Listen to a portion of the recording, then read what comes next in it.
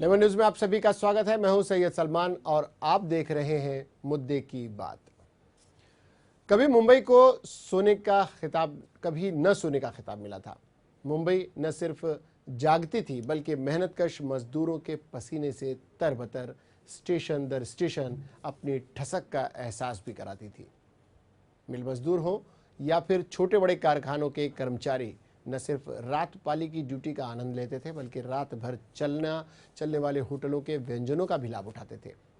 लेकिन अंडरवर्ल्ड और दहशतगर्दी की आहट और खून खराबे ने यह तस्वीर बदल कर रख दी।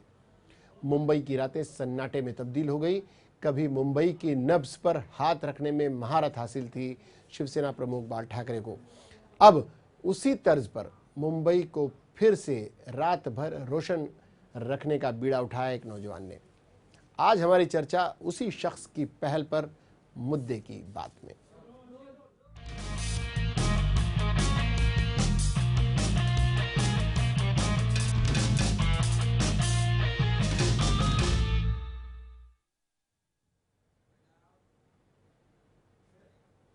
ठाकरे रिटर्न्स। जी हां, बाला साहब के बाद एक बार फिर मातोश्री से फरमान जारी हुआ। एक फरमान इस तरह का कि अब मुंबई सोएगी नहीं, मुंबई जागेगी। पूरी रात मुंबई चलेगी। मुंबई के रात भर सारे रेस्टोरेंट, मेडिकल स्टोर और दूध की दुकानें कांग्रेस के ये सारी खुली रहेंगी और इस मामले में समर्थन भी मांगा है। आदित्य ठाकरे ने इस मामले में पहल की है, आदित्य ठाकरे ने, और इसकी मिलीजुली प्रतिक्रियाएं हुई हैं। हालांकि आदित्य ठाकरे का ये दावा है कि इसमें कई लोग उनका समर्थन कर रहे हैं। राष्ट्रवादी कांग्रेस पार्टी का तो उन्होंने नाम तक लिया है कि वो समर्थन कर रही हैं। ये प्रस्ताव महानगर पालिका ने पारित भी कर दिया है, राज्य सरकार के पास पहुंच चुका है। आज चर्चा का विषय आदित्य की इस भूमिका पर कि मुंबई रोशन रहे रात भर। इस विषय पर हमारे साथ चर्चा के लिए एडवोकेट मेराज शेख जी को होना था, जो प्रतोद है शिवसेना पार्टी के कॉरपोरेशन में, लेकिन किन कारणों से फिलहाल हमारे साथ नहीं है। हम टेलीफोन लाइन से उनसे जरूर संपर्क करेंगे। हमारे साथ दो अतिथि मौजूद हैं।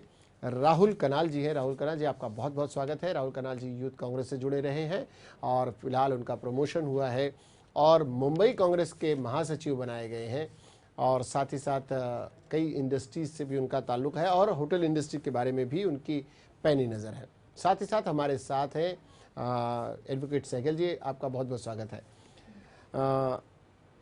बात आगे बढ़ाएं, किस तरह से इसे लिया जा रहा है।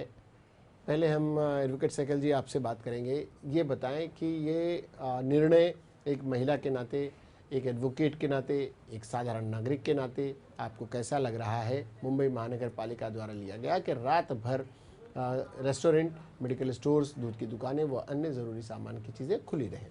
ये बहुत ही अजीब सी बात है कि जो ज़रूरी सामान है, जहाँ तक हॉस्पिटल्स का है, जो केमिस्ट है, वो तो एज इट इज़ खुले रहते हैं। जो 25% है कि ऐसा कुछ नहीं है कि वो अवेलेबल नहीं है, लेकिन उसके अलावा होटल्स, दूध की दुकानें, ये सब चीज़ों का रहना, खुले रहना, ये कोई मतलब मुझे नहीं लगता कि ये बहुत ज़रूरी है।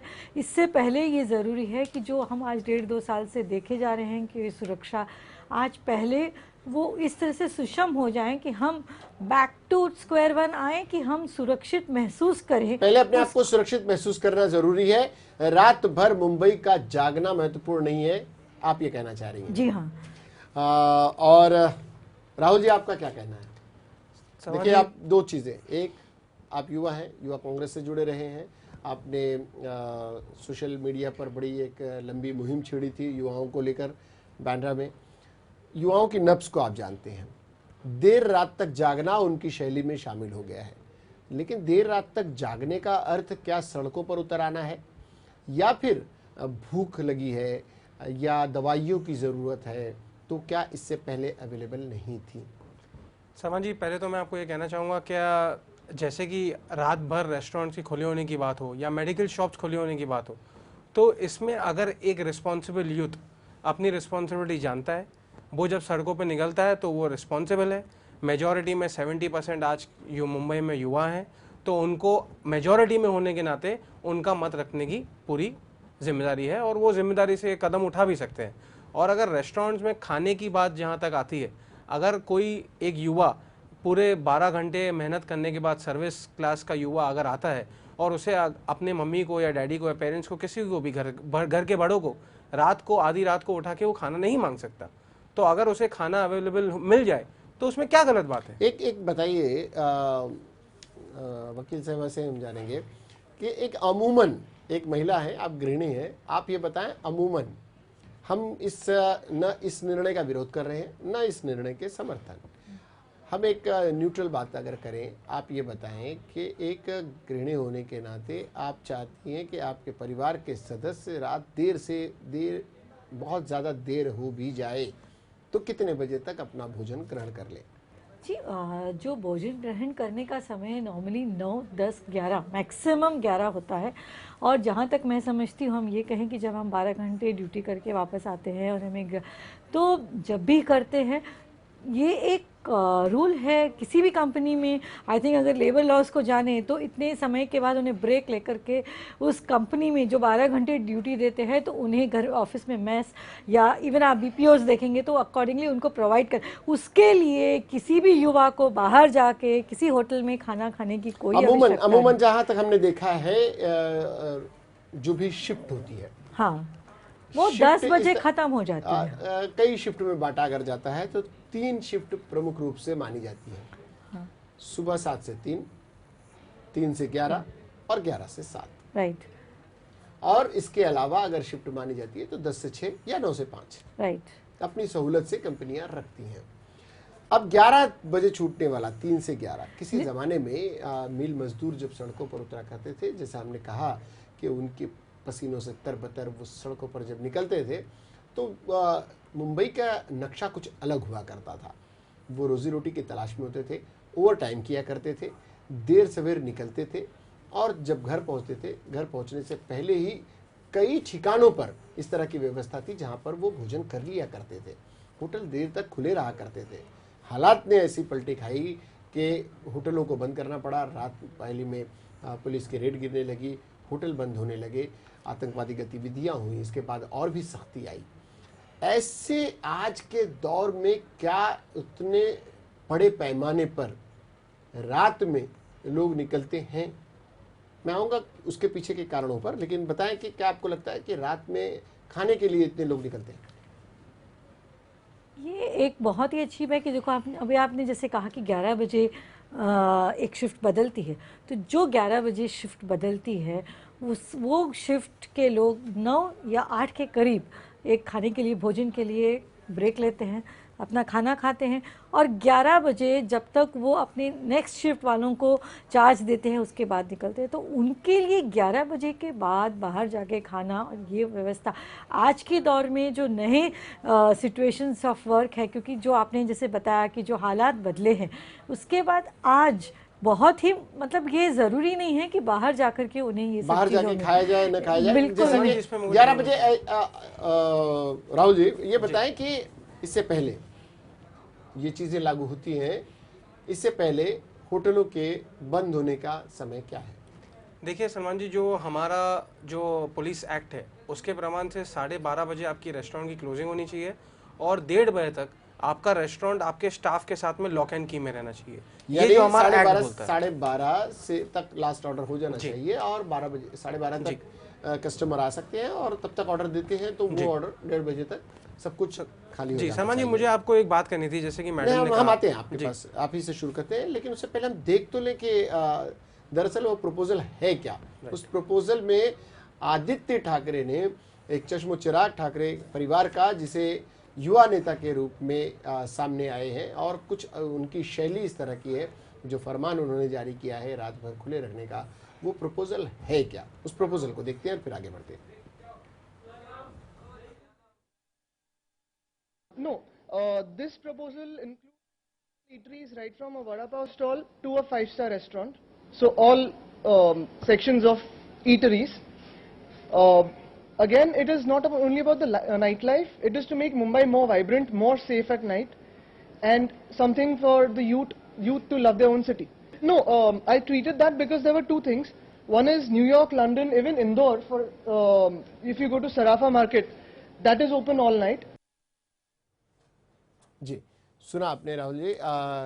वो क्या प्रपोजल है जो आदित्य ठाकरे रख रहे हैं और जिस पर पूरे मुंबई सहित पूरे देश की निगाहें हैं, क्योंकि ये अंतर्राष्ट्रीय शहर है, ये देश की आर्थिक राजधानी है, लोगों के इमोशंस, लोगों की भावनाएं यहाँ से जुड़ी हुई हैं। ऐसा नहीं है कि मुंबई सभी की है, मुंबई में कई प्रदेश के लोग आए हुए हैं, यहाँ रहते हैं, पलते हैं, बढ़ते हैं, साथ ही विदेशी सैलानी भी बड़ी संख्या में आते हैं।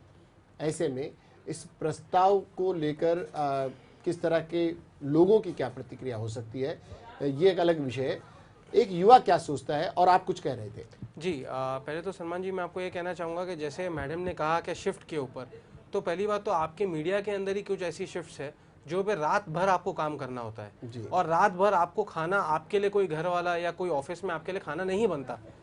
तो आप लोग, आप जैसे जो मीडिया के लिए पूरा वक्त लगे हुए एक सिटीजन्स को रिपोर्ट कर रहे हैं, उनके लिए क्या होगा? वो बात मीडिया की तो कोई शिफ्ट ही नहीं होती है राहुल जी। ये 24 घंटे पुलिस वालों की तरह, पुलिस वालों की तो बल्कि शिफ्ट होती है, मीडिया कर्मियों की तो कोई शिफ्ट ही नहीं होती है। जब जहां से उन्हें खबर लगी उनके पास उन्हें पहुंचना है जी, तो उनके लिए तो बड़ी मुसीबत है। खैर, हम आपको साधुवाद देते हैं, आपने मीडिया कर्मियों के बारे में इतनी तो बात की, वरना मीडिया कर्मियों के बारे में अक्सर लोगों की राय होती है कि सारा कुछ मीडिया का किया जा रहा है, तो इसलिए हम आपको बधाई देते हैं, आपका आभार मानते हैं। वापस वही कहते हुए सलमान भाई, हम रिस्पॉन्सिबल यूथ हैं, हम अपनी सीमाएं जानते हैं, हमें क्या करना है, हमें क्या चाहिए, हम खुद अपनी मांग रख के ले सकते हैं। और जहाँ तक आदित्य जी की बात कहें, तो आदित्य जी ने शिवसेना पार्टी के नेता होने के नाते एक नई शुरुआत की है, और हमारे जैसे युवा, ये अगर आदित्य जी ने आज 2013 में किया, वो थोड़ा लेट हो गए हैं। अगर आप जानते रहेंगे, और आपने बखूबी वो इवेंट अच्छे से कवर किया था सलमान जी, इसलिए मैं आपको ये कहना चाहता हूँ, क्या ढोबले साहब के अगेंस्ट जो नाइट लाइफ जो यूथ ने सहा था, वो उस यूथ ने, आज मुंबई की यूथ ने कोई पार्टी के बाउंड्री में नहीं रहते हुए साथ में आके एक पहल की थी। उस वक्त भी आदित्य जी को अपना वॉइस देना चाहिए था। बहुत अच्छी, आप अच्छा याद दिलाया आपने। हमारे ख्याल से आप ही हमारे साथ स्टूडियो में भी थे जी, आपकी न्यूज़ भी हमने कवर की थी। थोड़ा सा बैकग्राउंड में हम जाना चाहेंगे। वसंत ढोबले द्वारा होटलों को जब बंद कराया जा रहा था, रात में वो रेड डालते थे, वो क्या मुहिम थी जो आप लोगों ने चलाई थी? थोड़ा सा दर्शकों की याद दहानी कर दे।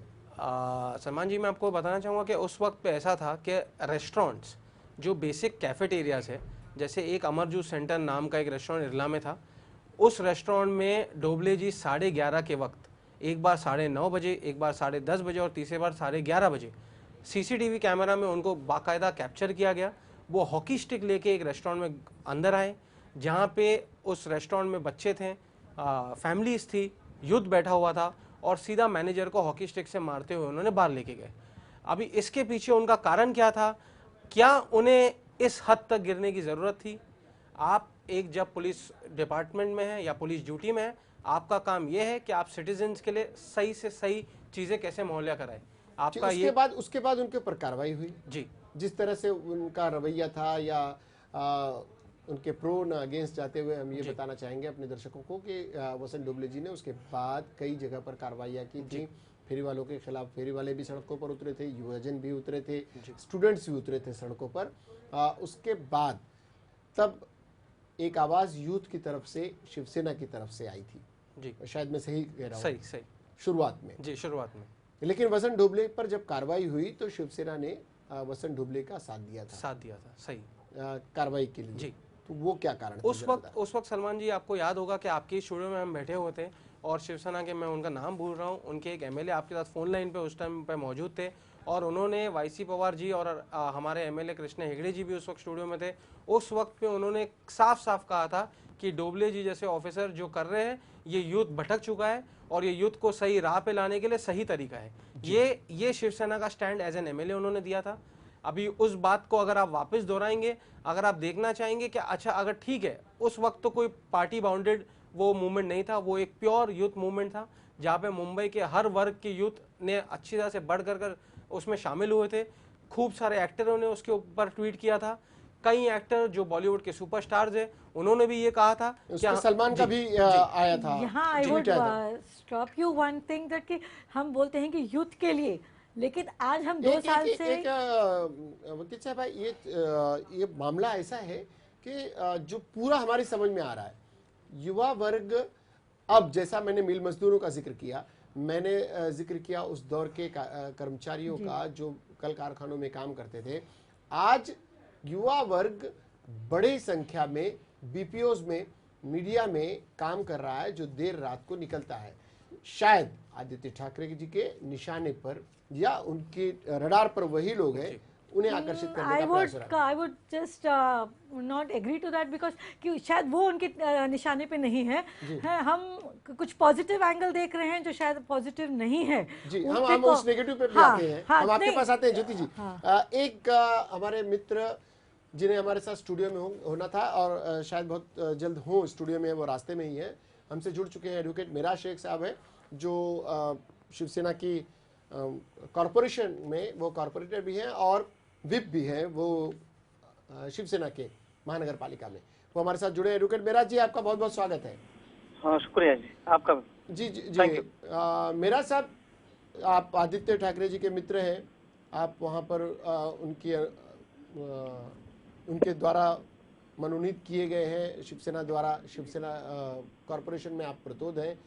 हाँ जी। आपने देखा आदित्य ठाकरे ने एक प्रस्ताव सभागृह में लाने की पहल करवाई और वो प्रस्ताव पास हुआ है। हाँ जी। ये इसके पीछे की मंशा क्या है, आप थोड़ा सा बताएं हमें। हमारे पास ज्योति जी उसमें थोड़ा सा उससे असहमत हैं। ज्योति सहगल जी हमारे साथ एडवोकेट हैं, वो थोड़ा सहमत है, असहमत थोड़ा है। आवाज थोड़ा वहाँ से बड़ा करेंगे वो थोड़ा असहमत है। दूसरे हमारे साथ राहुल कनाल जी हैं, राहुल कनाल जी इससे थोड़ा सहमत भी है और कुछ मामलों को लेकर असहमत भी हैं। दो बातें हैं, लेकिन आप ये बताएं इसके पीछे आपकी पार्टी की क्या मंशा थी? ये मात्र युवाओं को आकर्षित करने का एक प्रयास है या फिर मुंबई की खोई हुई रौनक को, जो मुंबई रौनक खो गई है, उसे वापस लाने की दिशा में किया गया एक छोटा सा प्रयास और है? मुंबई की खोई हुई रौनक को वापस लाने के लिए हमेशा बताया जाता है कि मुंबई कभी सोती नहीं है जी। मुंबई आज पूरे देश के अंदर सबसे ज्यादा सुरक्षित जो शहर अगर कोई है तो हमारे मुंबई है। आज मुंबई में रात के 2 बजे या 3 बजे अगर कोई महिला अकेली जा रही हो या कोई लड़की जा रही हो, कोई उसकी तरफ आंख उठा के देखता नहीं, कोई छेड़खानी करता नहीं, ऐसे कोई मामले नहीं होते। कोई रास्ते पे लड़की को गाड़ी में डाल के लेके आके रेप करता है, ऐसी कोई वारदात नहीं होती है। मेरा जी इससे थोड़ा सा जगह होता है। मेरा जी ज्योति जी पहले ही इससे असहमति जता रही हैं, यहाँ इशारों में वो कह रही है उससे असहमत है। खैर उस पर हम आते हैं, वो टोकेंगी आपको। कुछ हमारे भी जहन में आया, लेकिन अभी हम उस पर नहीं जा रहे हैं, पहले आपकी बात पूरी कंप्लीट करते हैं जी। ओके जी, ओके जी बताएं। तो ऐसा है, ये हमें किसी को आकर्षित नहीं करना है, हमें मुंबई की जो खोई हुई जो रौनक है उसको लौटाना है। और आज मुंबई के अंदर ये बीपीओज में है, फिर वो आपके कॉल सेंटर्स में कहीं है, यानी राउंड द क्लॉक काम कर रही है। रात के 12 बजे की किसकी शिफ्ट है, किसकी क्या है। और पहले जमाने में कैसा था, अभी आज भी जो चल रहा है, रात के 10-11 बजे तक कोई होटल चालू रहते हैं। सिर्फ रात के 10-11 के बाद आप चाहोगे अपनी फैमिली को किधर होटल में जाने के लिए, कोई काम से आ रहा है तो उनको मतलब पॉसिबल नहीं है, यानी टाइम को एडजस्ट करना पड़ता है। ट्रैफिक का लोड भी ज्यादा रहता है। अगर ये हम रात में सबको अगर अलाउ कर देंगे 24/7 सारे, यानी खाली ईटरीज की बात कर रहा हूँ मैं, शराब खानों की नहीं जी, तो इसमें खाना खाने की एक अच्छी सुविधा मिलेगी, लोगों को अच्छा खाना मिलेगा। अभी होता है रात में कुछ जगह चोरी छुपे लोग खाना कहीं अस्पतालों के सामने इधर उधर तो होता है, लेकिन अगर ऑफिशियली हो जाएगा तो सबके लिए अच्छा होगा। मुंबई में आज कई सारे अस्पताल है, सारे हिंदुस्तान से लोग आते हैं यहाँ पे अपने लोगों का इलाज कराने के लिए। कोई रात में आता है, कोई देर में आता है। अपने यहाँ पे एयरपोर्ट है, बड़े बड़े स्टेशन है, गांव से लोग आते हैं, बेवक्त आते हैं, लेकिन उनको खाने की कोई सुविधा नहीं मिलती, अच्छा खाना नहीं मिलता। और हमारे युवा सेना प्रमुख पूरे युवाओं के जो हृदय सम्राट माने जाते हैं आज के तारीख में, उन्होंने ये बात रखी। उनके पास पहले कई मतलब लोगों ने उनको कहा कि ऐसा करो, बड़े बड़े एक्टर लोग हैं, उन्होंने भी उनको प्रपोज किया। यानी आपको लगता है आपको कि बड़े लोगों की, कुछ एक्टर्स की, कुछ युवाओं की ये मांग थी और शायद इसीलिए आदित्य ठाकरे जी ने ये पहल की। ज्योति जी आपसे कुछ पूछना चाह रही हैं। ज्योति जी। हाँ, जो तीनों चीज़ें कही कि मैं उन बातों से बिल्कुल असहमत हूँ। एक तो जहाँ तक बीपीओज और कॉल सेंटर्स या मीडिया, आप शायद इस बात से नहीं पहचानते कि जो लेबर लॉज हैं कि जो कंपनीज़ में इस तरह के हैं तो they are suppose to provide जो भी है, जो रात की ड्यूटीज़ पे जाते हैं और जो रात के चैनल्स चलते हैं 24 घंटे, तो या इवन बीपीओज, वो अकॉर्डिंगली एक मेस होता है जहाँ पे जो ज़रूरी चीज़ें हैं, चाहे वो चाय नाश्ता वगैरह whatever it is, even they are suppose to provide. ये शायद आप नहीं जानते, उसके लिए किसी भी इंसान को अगर उसकी रात की 11 बजे की भी ड्यूटी है या चाहे सुबह 6 बजे की है, उसके नहीं, लेट मी फिनिश, हाँ, उनको उसके, लेकिन अगर किसी को बहुत ज़्यादा ज़रूरत पड़ सकती है तो वो सिर्फ उस युवा वर्ग जो रिक्शा चलाते हैं और जो, लेकिन बाकी जरूर, और रात के वक्त उस वक्त, आज अगर हम सुरक्षा की बात करें, हम बॉलीवुड की बात करते हैं, बॉलीवुड के ही उन्हीं कैरेक्टर्स में से उनके ऊपर जो ड्रंकन ड्राइवर के केसेस चल रहे हैं, आप हम उनकी सुन करके, हाँ, कितने लोगों की जो एक्सीडेंट्स हुए हैं और जो वारदात हुए हैं, आज हम सुरक्षा की बात करते हैं। जो भी एक अच्छा परिवार हो वो रात को 12 बजे के बाद, कोई गृहिणी 12 बजे के बाद अपने हस्बैंड के साथ या अपने बच्चों के साथ बाहर सिर्फ खाना खाने नहीं जाएगी और वो प्रिफर करेगी। हाँ, और जबकि लास्ट 2 साल से हम देख रहे हैं कि मामला इतना बिगड़ गया और उसमें ज्यादातर युवा वर्ग है। पहले उस युवा वर्ग को सुधर के 80% यानी कि दिखाना है कि हम मुंबई को सुरक्षित रख सकते हैं, उसके बाद वो डिमांड करें। जी, मुंबई को सुरक्षित रखना उनकी प्राथमिकता हो, उसके बाद ही इस तरह की डिमांड आए। जी राहुल जी, आप भी कुछ सलमान जी, पहले बात तो मैं एक बात करना चाहूंगा कि मैडम लॉयर हैं, वो कोर्ट रूम में बहुत अच्छी तरह से अपना प्रस्ताव रखती रहेगी जी, पर मैं यहाँ पे एक बात कहना चाहूंगा, नहीं, इट इज द राइट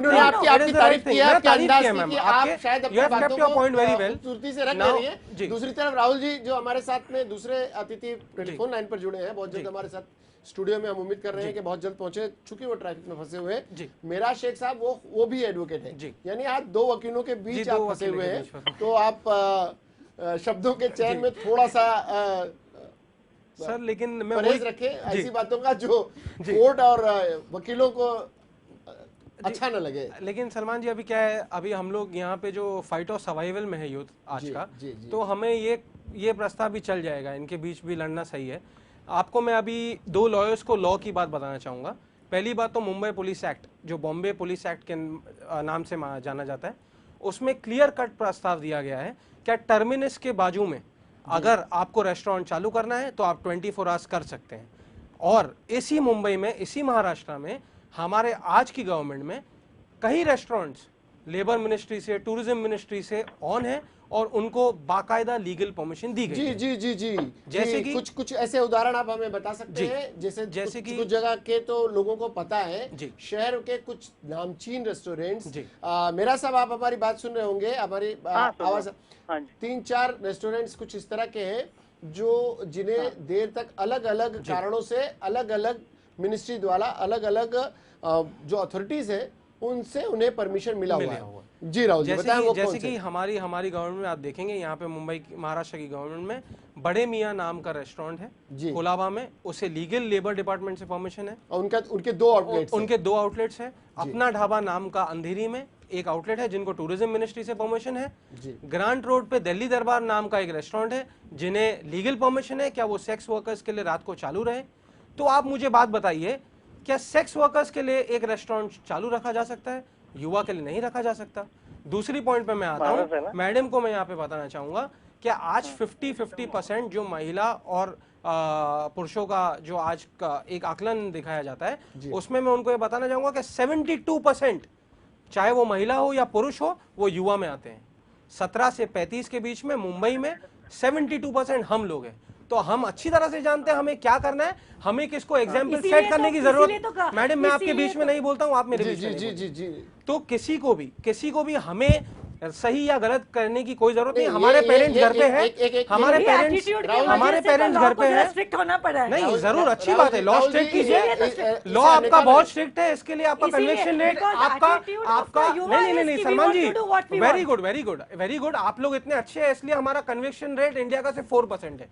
नहीं इसके आप बहुत अच्छे हैं प्रोफेशन में। राहुल जी क्या है कि कुछ चीजें राहुल आपल्या शिवसेनेच्या Just फेवरमध्ये because बोलतोय. of the aggressive हाँ nature. राहुल टेलीफोन पर मेरा जी सुन रहे हैं और मेरा जी कह रहे हैं कि राहुल आपला नाही मी युथच्या पक्षामधून बोलतो सिराज साहेब। मेरा जी आपने हाँ, बोलिए। आपने देखिए बिल्कुल भी तर्क और कुतर्क की बात नहीं है। जो शंका ज्योति सहगल जी जाहिर कर रही है इससे भी इनकार नहीं किया जा सकता कि कुछ उनकी शंकाएं हैं। उस शंकाओं का निराकरण किए बिना ऐसे निर्णयों से कहीं न कहीं थोड़ा सा अव्यवस्था का माहौल हो सकता है। दूसरी तरफ राहुल जी की बातों में भी दम है कि युवा वर्ग सक्षम है, सोच सकता है। 18 वर्ष में अगर वो वोट दे सकता है तो 18 वर्ष के बाद वो बाहर निकलने की भी क्षमता रखता है। अब सरकारें चुन सकता है तो बहुत कुछ उसके ऊपर छोड़ा जा सकता है, लेकिन उस पर अंकुश, परिजनों का अंकुश, बड़ों का अंकुश, अपने बुजुर्गों का अंकुश, कानून का अंकुश, सरकार का अंकुश बहुत जरूरी है। पर इस अंकुश करने का तरीका क्या हो, शायद इस पर उंगलियां उठती हैं। नॉर्मली अगर कहीं देर हो रही हो, पुलिस अथॉरिटी आकर रेड डालती है तो कहीं आवाज नहीं उठती, लेकिन डोबली जी की कार्यशैली के कारण पूरा का पूरा मोर्चा निकालना पड़ा था और पूरे आंदोलन चले थे। अब आप बताएं कि ज्योति सहगल जी की शंकाओं का निराकरण कैसे होगा। एक बात आपने कही थी कि यहाँ पर किसी तरह की गलत वारदात नहीं होती। आपको शक्ति मिल के कंपाउंड सहित कई ऐसे उदाहरण मिल जाएंगे जहां दिन दहाड़े भी और उस बीच कार्यक्रमों की हमने झड़ी लगा दी थी। अलग अलग जगहों पर बलात्कार के मामले आए थे। तो ये हम पूरी तरह से नहीं कर सकते कि महिलाएं पूरी तरह से सुरक्षित हैं। हाँ, उसके जो पॉजिटिव पहलू है, रोजगार बढ़ेंगे, आपकी आवक बढ़ेगी, कॉरपोरेशन की आवक बढ़ेगी, यहाँ पर सहमति हम दर्शा सकते हैं। लेकिन उसके पीछे जो शंका है ज्योति जी की कि युवा वर्ग को कैसे कंट्रोल किया जाएगा, जरूरतमंद के अलावा भी जो भीड़ निकलेगी, इसके लिए क्या प्रावधान करेंगे आप लोग? मैं बता रहा हूँ, अभी तो ये मैडम की बात, मैं मैडम पर ही मैं उल्टे डाल रहा हूँ। मैडम रहती है मुंबई में, वो खुद सुरक्षित नहीं है। क्या पूछो उनको, अपने आप से पूछने बोलो।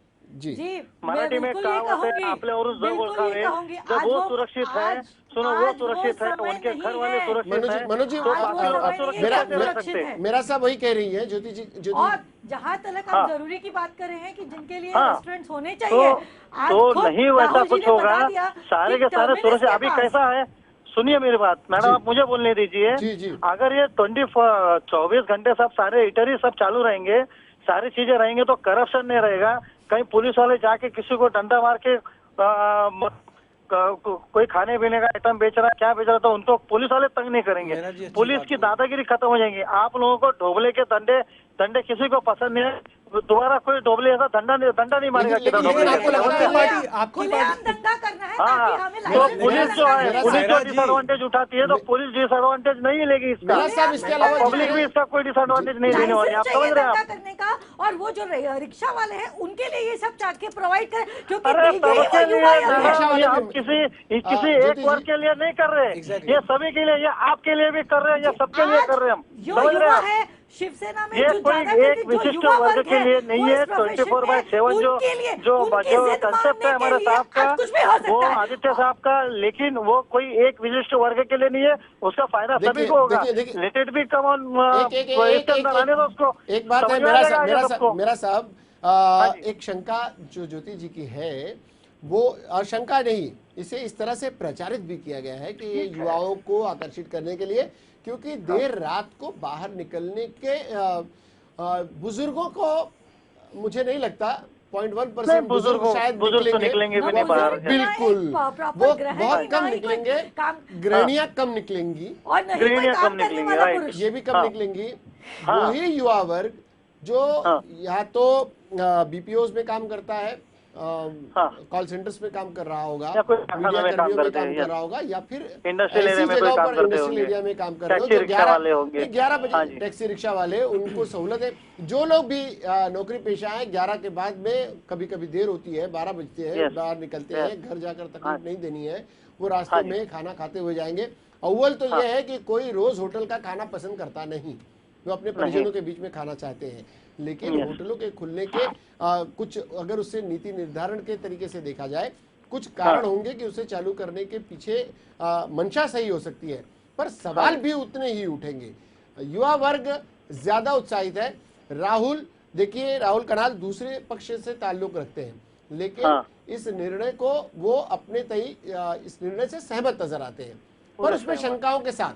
अब उनकी हाँ अपनी जी। शंकाएं हैं, उन हाँ शंकाओं जी। को दूर करना भी सरकार की हाँ। जिम्मेदारी होगी। क्या आज के तारीख में हम इतने सक्षम हैं कि रात भर चलने वाले होटलों की सुरक्षा की गारंटी दे सके? सुरक्षा की जहाँ पर बात आ रही है, जो होम मिनिस्ट्री है एनसीपी के पास है, जी, और एनसीपी ने इसका स्वागत किया है। उस दिन उनके जो मिनिस्टर है नवाब मलिक जी, उन्होंने भी इसका स्वागत किया। और कल प्रेस कॉन्फ्रेंस में बीएमसी के हेड ऑफिस में मेयर के यहाँ पर आदित्य साहब ने भी कहा कि हमारे इनके नेताओं से, इनके मंत्रियों से बात चालू है, वो लोग इसको मतलब एग्री कर रहे हैं, वो लोग एक साथ मिलके इसका डिसीजन हो जाएगा सब। बहुत से सलमान जी, अगर आप मेरा बोलेंगे सब तो मेरा एक सब हम सवाल मेरा वो जी से मुझे करना था। आज मैं ये विपक्ष ने भी जिस तरह से विपक्ष ने भी हमको साथ दिया हुआ है इसमें। हम आपको दिखाते हैं नवाब मलिक जी का क्या कहना है इस विषय पर, और फिर हम लौटते हैं, चर्चा को आगे बढ़ाएंगे। देखते हैं कि इस प्रपोजल पर, इस मुंबई महानगर पालिका के इस निर्णय पर नवाब मलिक साहब का क्या कहना है। ओके। पुलिस असेस करती है कि किसको कितना थ्रेट है और वो हिसाब से वो उनको प्रोटेक्शन देती है। अगर किसी की जान को खतरा है तो पूरे हिंदुस्तान में हर व्यक्ति के जान माल की हिफाजत करने की जिम्मेदारी सरकारों की होती है। ऐसा है कि सुरक्षा किसको कितना है, थ्रेट परसेप्शन कितना है, उसके लिए एक समिति है, वो उसको असेस करते रहती है। समय समय पे किसी की सुरक्षा कम करना, बढ़ाना, वो सभी उसी के सिफारिश अनुसार होता है। नए 371 एक केंद्र में एक नया कानून बना, सीआरपीसी की नई धारा लाई गई, जिसमें कंपनसेशन टू विक्टिम का एक प्रोविजन रखा गया। सरकार की जिम्मेदारी है किसी की भी जान माल की हिफाजत करना। अगर वो फेल जाती है तो कंपनसेशन देने का अधिकार है, चाहे वो आम नागरिक हो चाहे नेता हो। नहीं, ये बिल्कुल गलत है। महाराष्ट्र में अपराध की संख्या अन्य राज्यों से बहुत कम है। हम अन्य राज्यों में देखेंगे तो उसकी संख्या बहुत ज़्यादा है। आज भी महाराष्ट्र हो, मुंबई शहर हो, देश के सभी शहरों में सबसे सुरक्षित क्षेत्र है, शहर है, और यहाँ पे कोई भी टूरिज्म कम नहीं हुआ। बाहर से आने वाले, चाहे वो देश के कोने से आने वाले लोग हों या दुनिया से आने वाले लोग हों।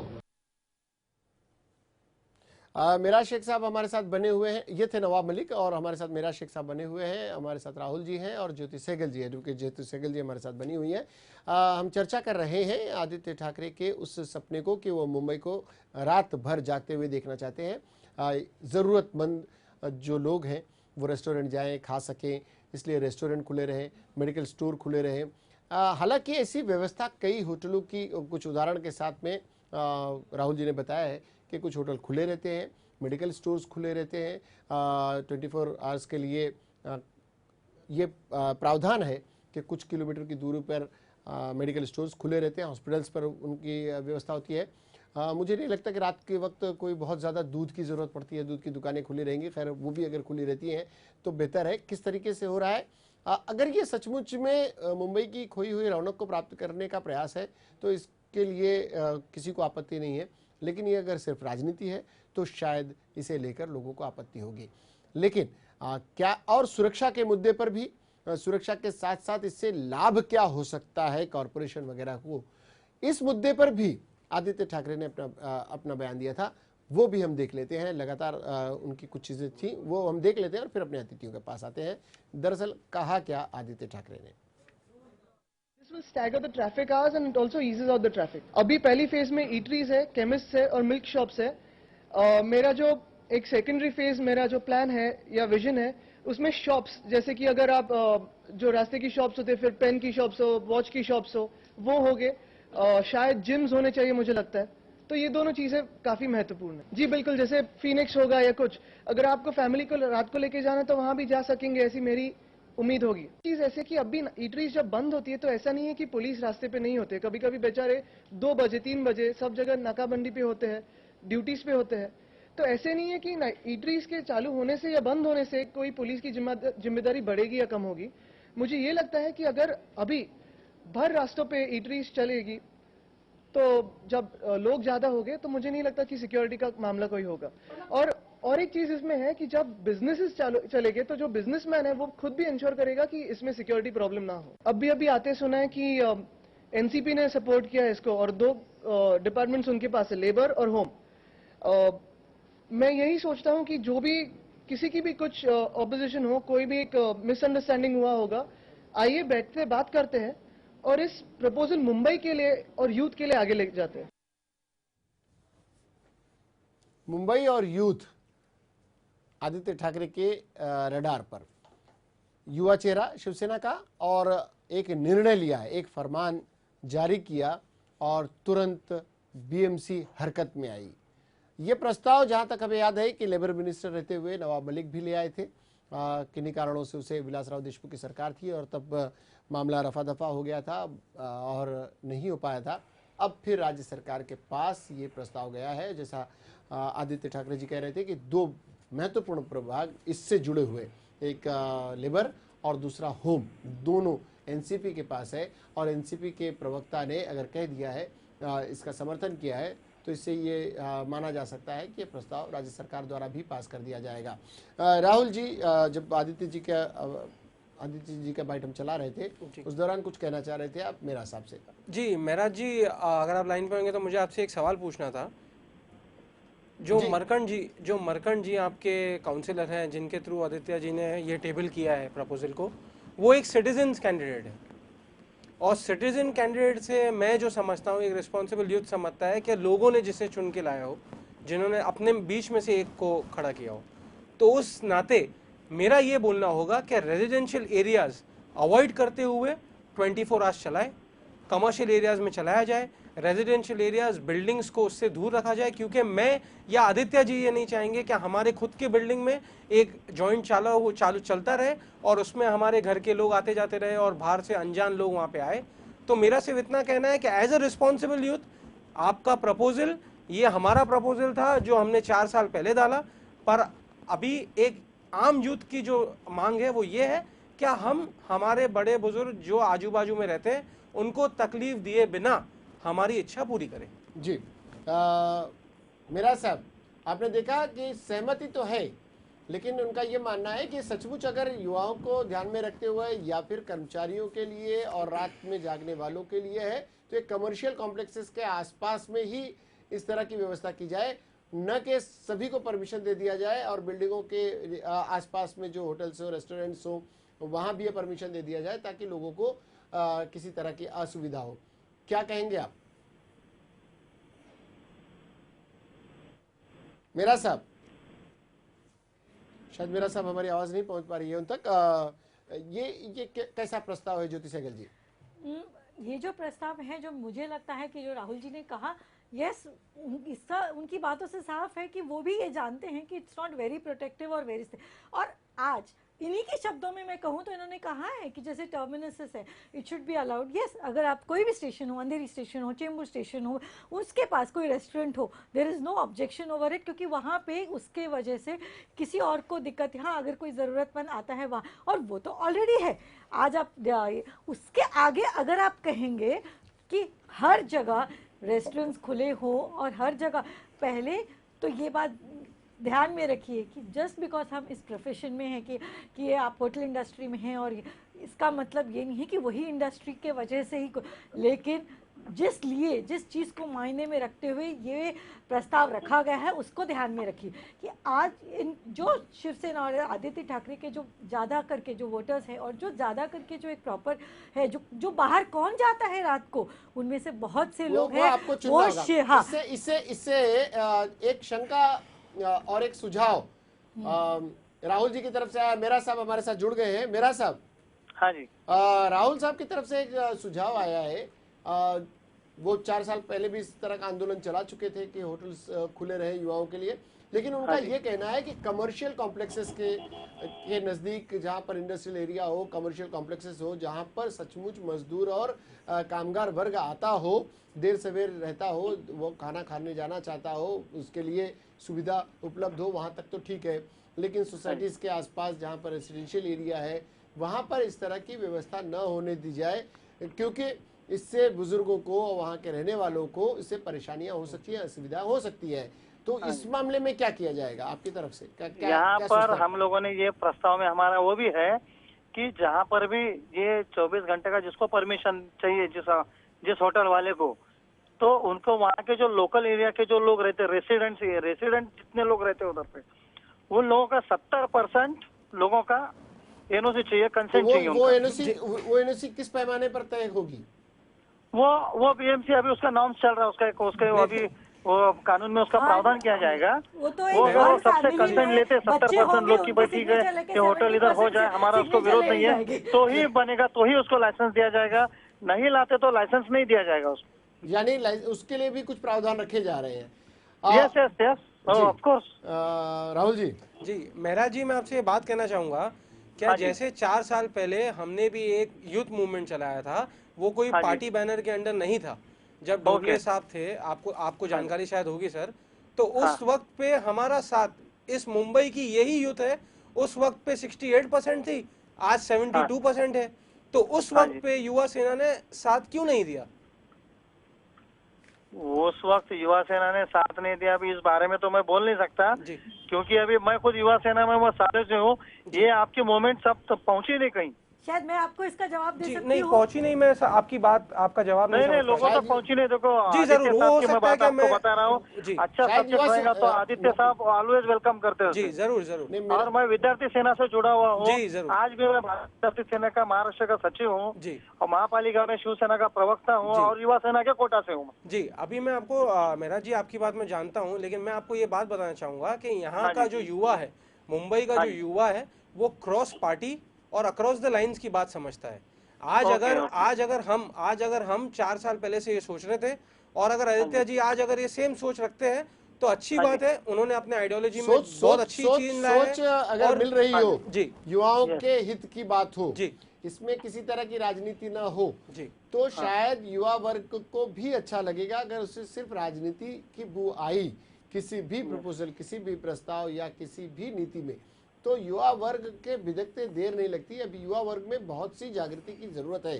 ज्योति सहगल जी की जो तड़प है, जो छटपटाहट है युवाओं को प्रोटेक्ट करने की, उसके पीछे का कारण शायद यही है कि युवा वर्ग बहुत जल्दी संभलता है, लेकिन बहकता बड़ी तेजी बहुत, से है। that's what I'm saying, कि इनके सामने तो जो युवा के सामने एक रोजी पिक्चर दिखाया गया है, पर ये नहीं पता कि ये उनके लिए नहीं है, ये एक अलग ग्रुप के लिए है, वोटर बैंक के लिए है और उनकी सुविधाओं के लिए है। मैडम नहीं है। मैम, आप कभी वकील हो, आप खुद वकील की निकलेंगी, तरह बात कीजिए, आप खुद भी आप निकलेंगी, पॉलिटिशियन की तरह बात मत आप खुद भी कीजिए। निकलेंगे ये वोटर बैंक के लिए नहीं है हमारा। हमारा आम जनता के लिए प्रस्ताव है, हम आम जनता के लिए काम करते हैं। आप समझ रहे हो? आप अच्छा, अगर मेरा मैं साहब, आपको बता दूं, नहीं अभी हम मेरे लोग पास, कोई मेरे शिवसेना सामने या युवा कल ही सेना की बात कोई है। भी वोट बैंक के लिए काम नहीं करते। आप इतना सोच लो। लेकिन मैं आपको सुरक्षा कल की की क्या बात करें? बता रही हूँ, मैं कल सुनो ही की मेरी बात बात, बता मैं रही हूँ। मुस्लिम हूँ, शिवसेना में हूँ और मैं बचपन से काम कर रहा हूँ, लेकिन देखिए, वोट ये बैंक के सच लिए है। या वोट नीति के लिए आपको मैं मैं कल ही शिवसैनिक की नहीं हूँ बात यहाँ पे। समझ बताती रहे हैं आप? मैं मेरी गरज से हूँ, या मुझे इसलिए नहीं रखा गया कि मुझे कुछ वोट, हमको कुछ वोट बैंक मिलेगा, हमारे पार्टी को कोई फायदा होगा। शिवसेना ऑलवेज उद्धव आदित्य मेरा साहब, साहब, उद्धव साहब मेरा हमारे साहब, मेरा डेवलपमेंट की साहब, बात मेरा करते साहब, हैं। मेरा ये साहब, हमारी डेवलपमेंट की बात चल रही है। आप समझ रहे मेरा हैं? साहब, वोट इससे- बैंक के इससे- ऊपर हमारी नजर दो नहीं है, चीजें, लेकिन दो काम पे चीजें। और कर्तृत्व जी में हम लोग नहीं, विश्वास मेरा रखते हैं। साहब, डेवलपमेंट मेरा की साहब, बात दो है। चीजें हैं। नहीं, एक करतूत हम मेरा काम साहब, करके दिखा रहे। मैं हमारे इस बात काम से गिने, हम बिल्कुल- गिनाने मेहराज वाले सारे साहब, काम। मेहराज साहब, मैं आपसे वोट नहीं करते तो उनके आपकी उनका बात है। मानते हुए लेकिन एक बात हमको आपसे जागरूक बोलने, रहना, हमको मुंबई मेरा को साहब, अच्छा करना, मुंबई को अच्छा हमको कर महाराष्ट्र रहा, को अच्छा रखना, नहीं, हमको दो काम चीजें, करना, हम काम मेरा कर साहब, रहे हैं। मेरा साहब, मैडम, आप ऐसे इल्जाम मत लगाइए हमारे पे। मेरा साहब एक देखिए, चीजें मैं आपको जब एग्जाम्पल, आप सुनना नहीं चाहते, कल ही की बात है जब एक कमेटी की एक नो, मैं नजदीक से जानता हूँ, मैं आदित्य साहब को नजदीक से जानता हूँ, उद्धव साहब को नजदीक से, तो मुझे पता है ना। वो ये नहीं सोचते कि इस कंपाउंड में जो तुम्हारी राजनीति चल रही है उसके आगे 4 बिल्डिंग है, लेकिन पुलिस वहाँ कोई एक्शन नहीं लेती, लेकिन वहाँ दुकान खुली, लेकिन क्यों? तो और क्यों? क्योंकि उसमें मैडम से जी, ज्यादातर लोग पुलिस, शिवसेना के अभी आप जब रिक्शा पुलिस के वाले बारे में हैं बात या करते हो, कुछ। तो राज्य ये सरकार में सिर्फ हम नहीं है, आप राजनीति समझ है, रहे हैं? क्योंकि ये उनका ग्रुप अरे है, ये हमारी सिर्फ सरकार जब राजनीति हमको है। बोलते मेरा हैं तो साहब, अलग बात है।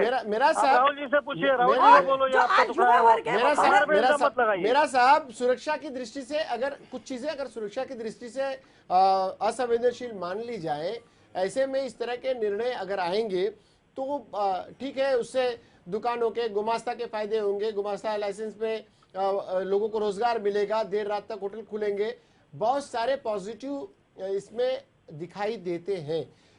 उन दिखाई देने के पीछे जो असुरक्षा की भावना है उसे दूर करने का किस तरह से प्रयास होगा?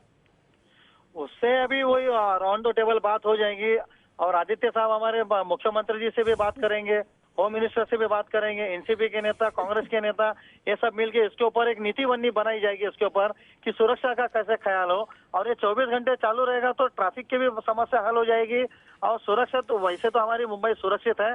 हमको इस बात ये हमको अभिमान है कि मेहरा जी मेहरा जी आज मुझे हमें सिर्फ अभिमान आपसे है कि हमारी मुंबई पूरी सुरक्षित है। जी अभिमान हम सबको है मेहरा जी, लेकिन मुझे आपसे एक विनंती करनी है मेहरा जी। नहीं नहीं राहुल भाई, नहीं, आपको भी अभिमान है, हमको भी जी, जी। मैंने ये बात बोला मुंबईकर, मैं ये नहीं बोला कि मैं एज शिव सैनिक बोल के, समझ रहे आप, मैं एक मुंबईकर बोल के बात कर रहा हूँ। जी जरूर मेहरा जी, मुझे आपसे सिर्फ ये एक बात कहना है कि एक रिक्वेस्ट रखनी है, क्या जब हाँ जी। आदित्य जी इतना अच्छा प्रस्ताव अगर रख रहे हैं तो उन्हें जी। ये कहिए क्या एक रेस्टोरेंट के लिए खोलने के लिए 32 लाइसेंस आपकी महानगर पालिका मांगती है, तो हाँ। 32 लाइसेंस एक एस्टेब्लिशमेंट जो एक लीगल एस्टेब्लिशमेंट है, एक टैक्स पेयर है, उसको जब इतनी बड़ी विंडोज के थ्रू जाना पड़ता है, तो क्या इतना बड़ा प्रोसीजर फॉलो करते हुए कोई आदमी या कोई रेस्टोरेंटर इतना बड़ा मूव लेगा और क्या आपको रेसिप्रोकेट करेगा इस प्रस्ताव में? तो आपको ये भी देखना चाहिए कि जब हम एक मॉड्यूलर बना रहे हैं तो उसका इंफ्रास्ट्रक्चर भी हम एक ग्रास रूट लेवल से उसके लिए सेट करके रखें। अगर आप ग्रास रूट उसके लिए अगर देखो पब्लिक के हित में जो भी हो, जनता के हित में जो, इंशाल्लाह उसके लिए काम करेंगे। जी जरूर, वैसे हम आदित्य साहब को भी बोल देंगे, आपका मैसेज भी बोल दूंगा मैं जी, उनको। जरूर, जरूर। कि सब इसमें क्या मेरा साहब इसके ये अति उत्साह में उठाए गए इस कदम से रोजी रोजगार के संसाधन बढ़ेंगे, यहाँ तक ठीक है, लोगों को भोजन उपलब्ध हो जाएगा, यहाँ तक ठीक है, कामगार और कर्मचारी वर्ग जो भी बीपीओ के हैं, ऑटो ड्राइवर हैं, रिक्शा ड्राइवर हैं, टैक्सी ड्राइवर हैं, जो सैलानी रात में आते हैं उन्हें खाने को मिल जाएगा। ऐसी बहुत सारी सुविधाओं के बावजूद 2-3 शंकाएं रह जाती हैं कि मुंबई का सांस्कृतिक चेहरा ये कहीं बिगड़ने तो नहीं पाएगा, इस पर विदेशी छाप तो नहीं है, हम न्यूयॉर्क, जर्सी और सिंगापुर तो नहीं है, हमारी अपनी एक संस्कृति है। इस संस्कृति के बिगड़ने का डर लोगों में जो होगा उसे किस तरह से संभाला जाएगा? दूसरी तरफ यातायात की सुविधा आपने बदलने की बात कही, उसमें भी क्या कुछ कमी आएगी? सिर्फ लोग रात को दिन में खाना खाने तो निकलते नहीं है, जो रात में निकल गए तो दिन में नहीं निकलेंगे और ट्रैफिक की समस्या हल हो जाएगी, उसे कैसे निपटा जाएगा? इन 2 चीज़ों के बताएं, और फिर युवाओं की सुरक्षा की तो बात चलते चलते बताइएगा, लेकिन ये 2 चीज़ें बताएं आप। तो मैं ये बता रहा हूँ कि ये जो फैसला लिया गया है या सुझाव आया हुआ है, ये कोई अति उत्साह से नहीं है, ये कई जमाने से लोगों की मांग है। लेकिन ये जो हमारे पुराने जो कानून बने हुए हैं, ये पुराने कानूनों के चलते उसमें रिफॉर्मेशन करना था, चेंजेस करना नहीं होने की वजह से लोगों को बड़ी दिक्कतें आ रही थी। अगर कोई रात में, मैंने पहले भी आपको बताया, मुंबई में बहुत सारे अस्पताल है जहाँ हिंदुस्तान के हर कोने से लोग मरीज आते हैं। यहाँ पे कैंसर के अस्पताल है, टाटा हॉस्पिटल है, KM हॉस्पिटल, सायन हॉस्पिटल है, फिर सारे पूरे हिंदुस्तान से बड़े बड़े रेलवे स्टेशन है हमारे यहाँ पे, और एसटी स्टैंड है, मुंबई के जो बसें चलती है, ये जो लोग रात में पहुंचते हैं मुंबई में, इन लोगों को खाने की सुविधा, मेरा साहब उसमें ठीक है, नौकरी करते हैं, जो नौकर पेशा लोग है, फिर मैडम ने बोले टैक्सी वाले, रिक्शा वाले, वो भी हमारे समाज का हिस्सा है। मेरा साहब वो भी हमारे समाज का हिस्सा है। ये पुरानी समस्या है, इस पुरानी समस्या का ये हल है। मेरा साहब वो एक समस्या हमें बताएं कि मुंबई शहर की जो सांस्कृतिक विरासत है इसे बचाए रखना भी इस भारतीय संस्कृति विरासत तो बचा रहेगी, क्योंकि आदित्य साहब ने पहले ही बोला ओनली ईटरीज, यानी बाकी शराब खाने का या कोई भी चीज का वो कुछ भी नहीं, सांस्कृतिक हमारी रहेगी। राहुल जी, ना बियर बार की बात कही है ना कोई होटल की बात जी। मैं मेरा जी आपको एक बात कहना चाहूंगा, क्या मुंबई में क्या महानगर पालिका सिर्फ अमीर युवाओं के लिए काम करना चाह रही है या हर वर्ग के युवाओं के कारण काम करना चाह रही है? क्योंकि मेरा जी 4 स्टार और 5 स्टार के कैफेटेरियाओं को 24 घंटे की परमिशन दी जाती है।